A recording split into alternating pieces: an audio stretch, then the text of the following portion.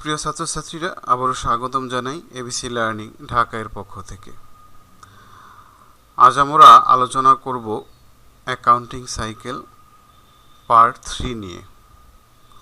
ইতোমধ্যে আমি accounting cycle part 1 এবং পার্ট 2 আলোচনা করেছি। আশা করি তোমরা ভিডিওগুলো দেখেছো। আর যদি দেখে না থাকো তাহলে অবশ্যই ধাপ 3 দেখার পূর্বে দেখে নেবে, কারণ ধারাবাহিক আলোচনায় যদি কোনো পর্ব বাদ পড়ে যায় তাহলে বুঝতে অসুবিধা হবে। যাই হোক, তোমাদের সাথে ভালো লাগা বা পড়ানোর একটি শখ থেকে ভিডিওগুলো করে থাকি। ইউটিউব হতে মানিটারি সুবিধার উদ্দেশ্য নয়। তাই তোমরা সাবস্ক্রাইব, মতামত বা শেয়ার দিলে নিজের কাছে ভালো লাগে ও নিজে উৎসাহ পাই। শুধু তাই নয়, তুমি তোমার বন্ধুর সাথে শেয়ার করলে তোমার বন্ধুও এগিয়ে যাবে। তাকে প্রতিদ্বন্দ্বী না ভেবে প্রতিধ্বনি বা প্রতিচ্ছবি ভাবো, তাহলে একসময় তোমারও জীবনে উপকার হবে। চলো শুরু করি আজকের পর্ব অ্যাকাউন্টিং সাইকেল ধাপ 3 বা স্টেপ 3 লেজার। শুরু করার পূর্বে আমরা একটু জেনে নেই লেজার বা খতিয়ান কাকে বলে। Ledger is a permanent book where transactions are recorded separately according to its nature and type. অর্থাৎ আমরা যখন প্রত্যেকটি হিসাব তাদের বৈশিষ্ট্যের ভিত্তিতে আলাদা আলাদা ভাবে লিপিবদ্ধ করব পার্মানেন্টলি, তাকে বলা হয় লেজার অ্যাকাউন্টস। আমরা লেজারের ফরম্যাটটা দেখে থাকি। আমরা দুই ধরনের ফরম্যাট মেনটেন করি লেজারের জন্য। একটা বলা running balance or current balance or modern method, আর একটা বলা হয় T account or traditional method. Running balance সুবিধা হলো যে প্রতিদিনের ডে টু ডে ট্রানজ্যাকশন সহজে আপ টু ডেট করা যায়, এবং বাস্তব জীবনে যখন লেজার মেনটেন করা হয় তখন এক্সেলের মাধ্যমে রানিং ব্যালেন্সই ফলো করা হয়। আর টি অ্যাকাউন্ট ট্র্যাডিশনাল মেথড, যেটা আমরা আগে থেকে জানি, টি এর মতো দুইটি সাইড থাকবে, একটি সাইড ডেবিট আর একটি সাইড ক্রেডিট। প্রত্যেক পাশে 4টি করে কলাম থাকবে, debit, date, particulars, posting reference টাকা, আবার ডেট, পার্টিকুলার, পোস্টিং রেফারেন্স টাকা, একদিকে ডেবিট একদিকে ক্রেডিট। সো পরীক্ষার মধ্যে তুমি যে কোনো পদ্ধতি অবলম্বন করতে পারো, either T method or running method. তাহলে চলো আমরা একটি এক্সাম্পল নিয়ে আলোচনা করি, যেটা কম্প্রিহেনসিভ এক্সাম্পল। আমি সবগুলো ভিডিওতে একটি এক্সাম্পল নিয়েই আলোচনা করব, এবং যাতে আমরা প্রথম থেকে শেষ পর্যন্ত সবগুলো ধাপ দেখিয়ে দিতে পারি। আমরা গত পর্বে জাবেদাগুলো করেছিলাম, সেগুলো এখানে করা আছে। আর আমরা একটি লেজার ফরম্যাট এখানে মেনটেন করা আছে আমাদের জন্য, সেটাও আমরা দেখে নিতে পারি। এখানে আমি রানিং ব্যালেন্সে করব, কারণ এক্সেলে এটা রানিং ব্যালেন্সে করতে সুবিধা হয়। আমরা এখানে আরেকটা জিনিস দেখি, আমাদের সমাধানে প্রশ্নের মধ্যে ছিল যে আমাদের যখন লেজারগুলো করব তখন এখানে the chart of accounts of ABC carpet cleaners contains the following accounts. Chart of accounts সম্বন্ধে একটু বলি। সেটা হলো বাস্তব জীবনে যখন অ্যাকাউন্টস করা হয় তখন চার্ট অফ অ্যাকাউন্টসটাই মেনটেন করা হয়। অর্থাৎ এখানে একটা কোড নাম্বার দেওয়া থাকে, যেমন ক্যাশের জন্য 101, অর্থাৎ সম্পদের জন্য 100, সম্পদগুলো 100 থেকে শুরু হলো। তারপরে লায়াবিলিটিস 200 থেকে শুরু হলো। তারপরে ক্যাপিটাল বা রিটেন আর্নিংস বা statement of owners equity drawing, সেগুলো 300 থেকে শুরু হলো। 400 থেকে শুরু হলো রেভিনিউসগুলো, এবং 600 এবং 700 থেকে শুরু হলো এক্সপেন্সগুলো। এইভাবে চার্ট অফ অ্যাকাউন্টস মেনটেন করলে সুবিধা কি, তোমার কোডগুলো দেখলে বোঝা যাবে সহজেই যে এটা কোন ধরনের অ্যাকাউন্টস। আমরা যেমন ব্যাংকে অ্যাকাউন্টস খুললে বা আমাদের ন্যাশনাল আইডি কার্ডের নাম্বার কিংবা যে কোনো জায়গায় যখন টিএনটি নাম্বার এগুলো যখন থাকে তখন এরিয়া কোডগুলো দেখলেই বোঝা যায় এটা কোন এরিয়ার কল বা কোন ব্রাঞ্চের অ্যাকাউন্ট নাম্বার। ঠিক একইভাবে অ্যাকাউন্টস আমরা যখন চার্ট অফ অ্যাকাউন্টস তৈরি করি তখন অ্যাকাউন্টসটা দেখলে বোঝা যায় যে এটা কোন গ্রুপের অ্যাকাউন্ট, যাতে ভুল করলে আমরা সহজেই সংশোধন করতে পারি। যেমন 201 সেখানে দিলাম এক্সপেন্স, তাহলে বুঝতে পারবো যে এটা একটা ভুল হয়েছে আমাদের। সেই জন্য চার্ট অফ অ্যাকাউন্টস মেনটেন করা বাস্তব জীবনে খুবই জরুরি। তাহলে আমরা শুরু করতে পারি। আমরা দুইভাবেই করতে পারি। একটা হলো আমরা লেজার দেখে ট্রানজ্যাকশন দেখে দেখে ডাইরেক্ট লেজারে পোস্টিং করতে পারি, অথবা আমরা যে জাবেদা করেছিলাম গত পর্বে সেখান থেকে দেখে দেখে করতে পারি। আমি দুইভাবেই দেখাই, তারপর আমি যে কোনো একটা পদ্ধতি ফলো করে করবো। তাহলে প্রথমটা ছিল আমার মার্চ 1 ইনভেস্টেড 2 লাখ টাকা ক্যাশ ইন দ্য বিজনেস। তাহলে আমার বিজনেসে ক্যাশ বাড়বে এবং ক্যাপিটাল বাড়বে। তাহলে আমরা জেনারেল লেজারে চলে যাই। তাহলে ক্যাশ অ্যাকাউন্টে ফার্স্ট মার্চ আমার এখানে লিখব ক্যাপিটাল, और এটা লিখতে পারি এবিসি ক্যাপিটাল। তাহলে আমার কত টাকা বাড়বে? 2 লাখ। আমার ব্যালেন্সের ঘরে আসবে 2 লাখ। এখানে একটা জিনিস খেয়াল করো, আমি আমার সুবিধার জন্য এখানে আলাদা একটি বক্স করে রেখেছি যাতে এটা আমি ব্যালেন্সটা সরাসরি বসাতে পারি। সো পরীক্ষার মধ্যে তোমার এগুলো প্রয়োজন হবে না, জাস্ট এই ঘরটা এখানে করে তুমি সমাধান করতে পারবে। আর অনেক ক্ষেত্রে তুমি চার্ট অফ অ্যাকাউন্টস মেনটেন না করলেও চলবে, বাট বাস্তব জীবনে যেহেতু করা হয় আমি এটা একসাথেই দেখিয়ে দিচ্ছি। আর তাহলে এখন ক্যাপিটাল অ্যাকাউন্টে যদি যাই, ক্যাপিটাল ক্রেডিট, তাহলে এখানে লিখবো আমরা 1 মার্চ ক্যাশ, এখানে ক্যাশ ক্রেডিট 2 লাখ। তাহলে ব্যালেন্সের ঘরে আমি লিখব 2 লাখ। ব্যালেন্স একটা কলাম মেনটেন করলেই হয়, কারণ আমরা জানি যে ক্যাপিটাল সবসময় ক্রেডিট ব্যালেন্স হয়, সেই জন্য ক্রেডিট ব্যালেন্স আমরা একটি কলাম রাখি। সম্পত্তি ডেবিট ব্যালেন্স হয়, সেজন্য একটি মেনটেন করি। অনেক ক্ষেত্রে 2টি কলাম থাকে ব্যালেন্সের জন্য, সেক্ষেত্রে আমরা প্রয়োজন নেই। তারপর আমাদের রিকোয়ারমেন্টেও বলা ছিল, এখানে দেখো যে দ্য চার্ট অফ অ্যাকাউন্টস, আমরা রিকোয়ারমেন্টটা দেখি প্রথমে কি বলছে, post the March transactions in the ledger accounts, use the 3 column form of account. So এটাকেই বলা হয় 3 কলাম ফর্ম অফ অ্যাকাউন্ট, যেটা আমরা করছি 1 2 3, অর্থাৎ টাকার জন্য 3টি কলাম থাকবে। এখন আমরা দ্বিতীয় জাবেদাটা দেখি, সেটা আমাদের কি ছিল। আমরা জাবেদা থেকে যদি করি ইকুইপমেন্ট ডেবিট ক্যাশ ক্রেডিট, তাহলে আমরা ইকুইপমেন্টে যাব এবং ক্যাশে যাব। তাহলে ইকুইপমেন্ট এখানে আছে আমাদের, এখানে লিখব 1 মার্চ 1 ক্যাশ, ক্যাশ ছিল আমার 30,000 এবং অ্যাকাউন্টস পেয়েবল এটা ছিল আমার 30,000। তাহলে আমি যদি ব্যালেন্স করি 30,000, এটা প্লাস এটা মাইনাস এটা, তাহলে আমার 60,000। আমার ইকুইপমেন্ট হলো 60,000। তাহলে আমি এটা আবার ক্যাশে ট্রান্সফার করব। তাহলে ক্যাশে যদি লিখি আমি 1 মার্চ, এখানে লিখব ইকুইপমেন্ট, আমার ক্যাশ কমে যাবে 30,000, তাহলে ব্যালেন্স থাকবে আমার প্লাস মাইনাস 30,000, তাহলে আমার 1,70,000। আবার অ্যাকাউন্টস পেবলে যখন যাব তখন আমি এখানে লিখব 1 মার্চ, আমি এখানে কি লিখব ইকুইপমেন্ট, আমার অ্যাকাউন্টস পেবল ক্রেডিট, তাহলে এখানে লিখলাম 30,000, আমার এখানেও 30,000। তাহলে 2 নম্বর ট্রানজ্যাকশন আমাদের পোস্টিং হয়ে গেল। এরপর ছিল March 3 cleaning supplies accounts payable. তাহলে ক্লিনিং সাপ্লাইস ছিল আমাদের 3 মার্চ, তাহলে ক্লিনিং সাপ্লাইস ডেবিট, আর আমাদের অ্যাকাউন্টস পেয়েবল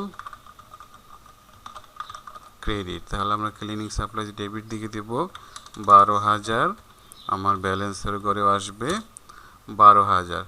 এখন চলে যাই আমরা অ্যাকাউন্টস পেয়েবলে। অ্যাকাউন্টস পেয়েবল আগে একটা ট্রানজ্যাকশন ছিল, আর একটা হলো 3 মার্চ, এখানে লিখব ক্লিনিং সাপ্লাইস। তাহলে আমার এখানে আরও বাড়ছে কত, এখন 12,000। তাহলে আমার বর্তমান ব্যালেন্স কত হবে, 30,000 যোগ 12,000 মাইনাস আমাদের দেখুন ডেবিট থাকে, সেটা করব। তাহলে আমরা একবারে ফরম্যাট করে ফেললাম, পরবর্তীতে আসলে আমরা এখানে লিখতে পারবো মোট। তাহলে ব্যালেন্স হলো 42,000। এরপর আমার ট্রানজ্যাকশনটা ছিল প্রিপেইড ইন্স্যুরেন্স ক্যাশ। তাহলে প্রিপেইড ইন্স্যুরেন্সের জন্য আমাদের একটা কলাম, একটা অ্যাকাউন্টস মেনটেন করা আছে। তাহলে আমরা এই লিখব prepaid insurance 5 March cash prepaid insurance 12,000। তাহলে ব্যালেন্সের ঘরে আমরা লিখব 12,000 এবং ক্যাশের কলামে যখন লিখব 5 মার্চ, এখানে লিখব প্রিপেইড ইন্স্যুরেন্স, আমার কত টাকা কমে যাবে 12,000। তাহলে বর্তমানে ব্যালেন্স থাকবে কত, আমরা সরাসরি এখানে টেনে নিতে পারি 1,58,000। এরপরে আমার আছে March 14 accounts receivable service revenue. তাহলে অ্যাকাউন্টস রিসিভেবলের আমাদের একটা ঘর আছে, আমরা সেখানে চলে যাই। অ্যাকাউন্টস রিসিভেবল এটা হলো আমাদের কয় তারিখ, 14 মার্চ, আমরা এখানে লিখব সার্ভিস রেভিনিউ, আমার অ্যাকাউন্টস রিসিভেবল বাড়বে 48,000, ব্যালেন্সের কলামে আমি লিখব 48,000, দেখি তো ঠিক, হ্যাঁ ঠিক আছে। এরপর সার্ভিস রেভিনিউ আমাদের একটা কলাম আছে, সেখানে চলে যাই।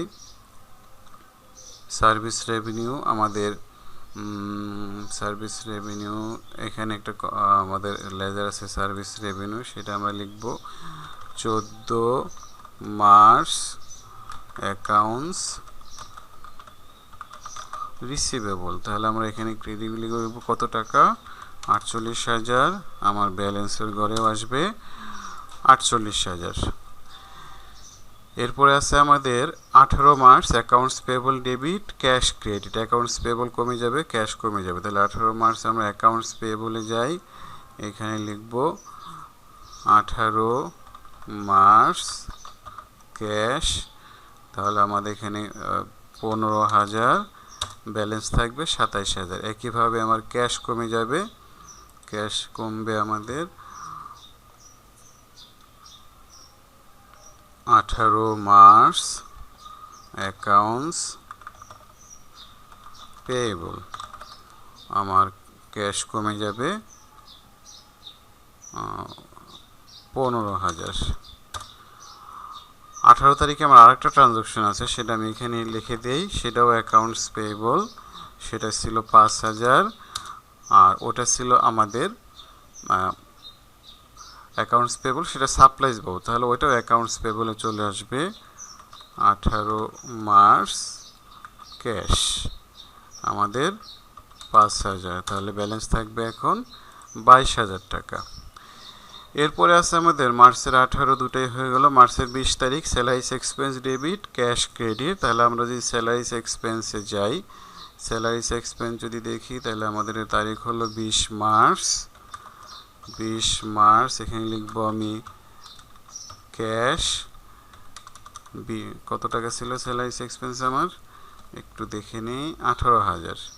স্যালারিস এক্সপেন্স 18,000, তাহলে আমি এখানে লিখবো 18,000। আর এটার জন্য আমার ক্যাশ কমে যাবে 20 মার্চ, আমার স্যালারিস এক্সপেন্স ক্যাশ কমে যাবে 18,000, তাহলে ব্যালেন্স থাকবে 1,20,000। এরপরে আমার ট্রানজাকশন ছিল 21 তারিখ ক্যাশ অ্যাকাউন্টস রিসিভেবল, ক্যাশ বাড়বে অ্যাকাউন্টস রিসিভেবল কমবে। 21 তারিখ তাহলে আমরা ক্যাশ লিখতে পারি 21 মার্চ অ্যাকাউন্টস রিসিভেবল, আমার ক্যাশ বাড়বে 14,000 টাকা। তাহলে আমার ক্যাশের ব্যালেন্স বর্তমানে দাঁড়াবে আমার কত, 1,34,000। আর অ্যাকাউন্টস রিসিভেবল যেটা ছিল সেটা আমার 21 মার্চ কমে যাবে, আমি এখানে লিখবো ক্যাশ, তাহলে 48,000, সরি এটা ছিল 14,000। তাহলে আমার ব্যালেন্স থাকবে কত, 48,000 প্লাস এইটা মাইনাস ক্রেডিট, তাহলে আমার থাকবে 34,000। এরপরে আছে আমাদের মার্চ 28 তারিখে আমাদের আছে অ্যাকাউন্টস রিসিভেবল সার্ভিস রেভিনিউ আবারও 25,000 টাকা। তাহলে চলে যাই আমি অ্যাকাউন্টস রিসিভেবল কলামে, এখানে লিখব 25 মার্চ। এটা কি 25 মার্চ ছিল, একটু দেখে নিই আমরা, 28 মার্চ। 28 মার্চ এখানে লিখব সার্ভিস রেভিনিউ আমার বাড়বে 25,000 টাকা। তাহলে ব্যালেন্স করলে আমার এটা একটু টেনে দেই, তাহলে ব্যালেন্সটা আমার বের হবে 59,000 টাকা। তাহলে অ্যাকাউন্টস রিসিভেবল দিলাম এবং সার্ভিস রেভিনিউ আমার এটা কত তারিখ হবে, 28 মার্চ অ্যাকাউন্টস রিসিভেবল আমার বাড়বে কত, 25,000 টাকা। তাহলে আমার ব্যালেন্স হবে এটা প্লাস এটা মাইনাস এটা 73,000 টাকা। এরপরে আমাদের ছিল 28 তারিখের পর 31 তারিখ gas and oil expense debit cash credit 2,000 টাকা। তাহলে আমরা চলে যাই গ্যাস অ্যান্ড অয়েল এক্সপেন্স আমাদের কোথায় আছে, গ্যাস অ্যান্ড অয়েল এক্সপেন্স আমরা দেবো 31 মার্চ ক্যাশ আমাদের ছিল 2000 টাকা, তাহলে ব্যালেন্সের ঘরেও আমাদের আসবে 2000 টাকা। আর ক্যাশ কমে যাবে আমার 31 March gas and oil expense, সেটা আমার কমে যাবে 2000 টাকা। তাহলে থাকবে বর্তমানে 1,32,000 টাকা। এরপর আমরা দেখি আরেকটা ট্রানজ্যাকশন আছে আমাদের, সেটা হলো ড্রয়িংস ডেবিট ক্যাশ ক্রেডিট। তাহলে আমরা চলে যাই ড্রয়িংসের কলাম। ড্রয়িংসের জন্য একটা অ্যাকাউন্টস করা আছে আমাদের এবিসি ড্রয়িংস, সেটা হলো আমরা লিখব 31 মার্চ ক্যাশ, টাকা ছিল আমাদের 7,000 টাকা। তাহলে এখানে লিখব 7,000, ব্যালেন্সের কলামে আমাদের 7,000, এবং এটার জন্য আবার ক্যাশ কমে যাবে আমার 31 মার্চ ড্রয়িংস, আমার ক্যাশ কমে যাবে 7,000 টাকা। তাহলে আবার একটু দেখে নিই, ক্যাশ আমাদের ছিল 1,25,000 টাকা, অ্যাকাউন্টস রিসিভেবল ছিল আমাদের 59,000 টাকা, ক্লিনিং সাপ্লাইস ছিল আমাদের 12,000 টাকা, প্রিপেড ইন্স্যুরেন্স 12,000 টাকা, ইকুইপমেন্ট ছিল 60,000 টাকা, তারপরে অ্যাকাউন্টস পেয়েবল ছিল আমাদের 22,000 টাকা, তারপরে আমাদের এবিসি ক্যাপিটাল ছিল 2 লক্ষ টাকা ক্রেডিট ব্যালেন্স, এবিসি ড্রয়িং ছিল 7,000 টাকা, তারপরে আমাদের সার্ভিস রেভিনিউ সেটা ছিল 73,000 টাকা, এরপরে গ্যাস অ্যান্ড অয়েল এক্সপেন্স সেটা ছিল আমাদের 2,000 টাকা, এবং আরেকটা ট্রানজ্যাকশন ছিল আমাদের সেলাইস এক্সপেন্স 18,000 টাকা। তো সুপ্রিয় ছাত্রছাত্রীরা, আশা করি তোমরা ভিডিওটি দেখেছো এবং সাথে সাথে অঙ্কগুলো করেছো, বাসায় আবার প্র্যাকটিস করবে। আমরা আগামী পর্বে দেখাবো এই জেনারেল লেজারগুলো থেকে কীভাবে ট্রায়াল ব্যালেন্স আমরা করতে পারি। ততক্ষণ সবাই ভালো থাকো, সুস্থ থাকো, সবাই নিরাপদে থাকো। ধন্যবাদ।